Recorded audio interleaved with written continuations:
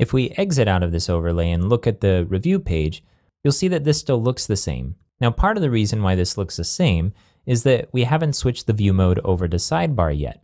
And the way we can do that is by modifying the display settings for the review content type.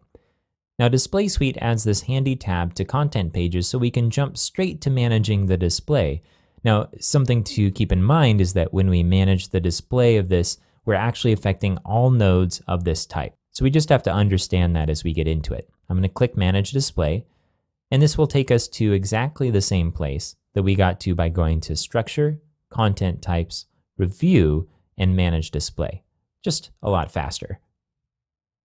So here we have our product reference field, and we're rendering it as the full content view mode. Let's click the cogwheel, and now in view mode, we can select Sidebar and click Update. And now we can click Save. This jumps us back to the content, and if we scroll down, we'll see it looks identical here.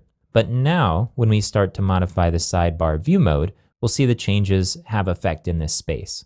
So to make sure that this is working, let's just switch the image and the body content in the view mode. So remember that now we need to go back into the product display settings instead of the review display settings. So we can't click this tab here. We actually have to go to Structure, Content Types, Product, and Manage Display. We want to make sure that we're working in the right view mode. This is a common mistake, so whenever you go to modify how fields are displayed, just make sure you have the right sub-tab selected. I'm going to click Sidebar, and now we'll switch image and body here. While we're here, let's also remove the label for the image because we don't see any label in the wireframes.